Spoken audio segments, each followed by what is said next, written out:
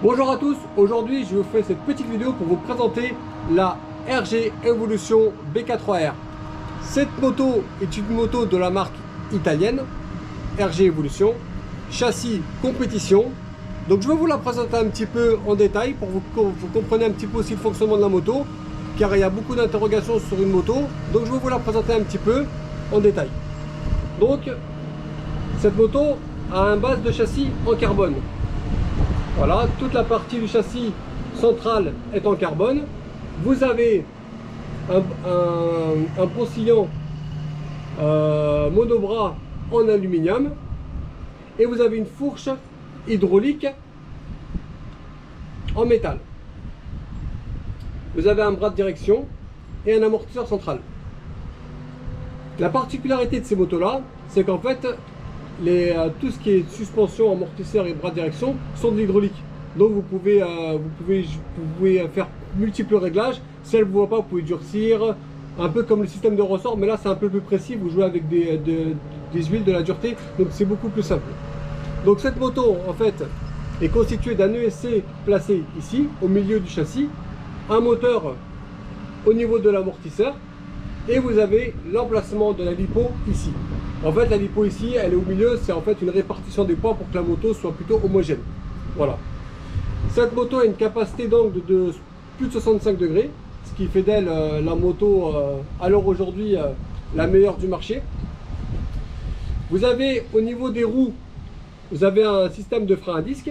Voilà. Donc, pour les personnes qui possèdent comme moi des radiocommandes de type Sanwa, Futaba, Spectrum ou d'autres marques, vous pouvez mixer les voies. Qu'est-ce que ça veut dire mixer les voies? Ça veut dire que vous pouvez avoir du frein arrière en même temps que du frein avant. Donc moi par exemple, j'ai un peu plus de frein avant que de frein arrière. Donc quand j'appuie sur mon frein, j'ai mon frein avant qui s'actionne et mon frein arrière en même temps. Voilà, comme ça je répartis les freins, on va dire de manière assez homogène, un peu plus de l'avant que de l'arrière quand même, parce que je freine plus de l'avant, pour être honnête avec vous. Donc ça c'est la particularité de cette moto.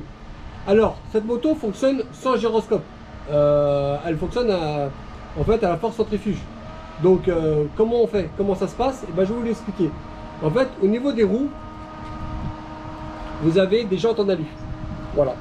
Sur ces roues-là, vous avez des jantes en alu. La roue est vendue à part. La jante, vous venez après la clipser sur la roue. La particularité de ces jantes font office de poids. Et c'est ce poids-là qui fait l'effet gyroscopique sur votre moto.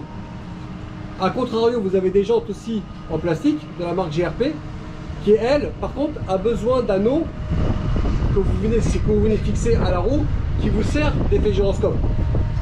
Quand à la moto, elle est trop réactive, que vous voulez avoir plus de gyroscope pour qu'elle soit plus maniable, vous rajoutez du poids.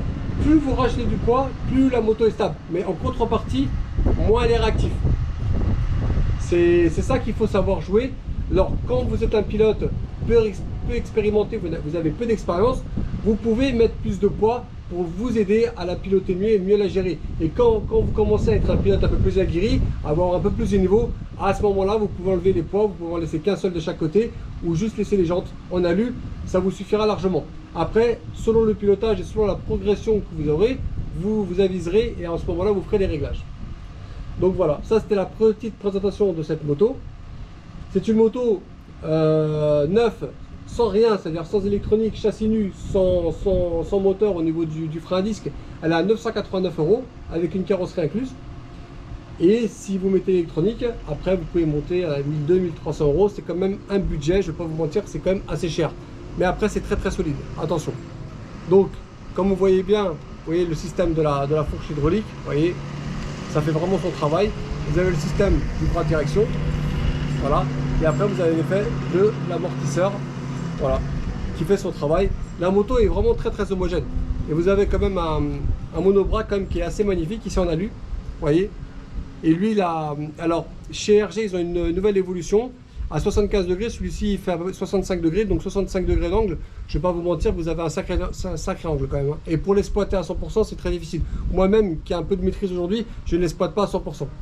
Donc voici, ça c'est la petite présentation de la moto. Je vais vous la présenter sur piste, vous faire quelques tours de piste pour vous la montrer.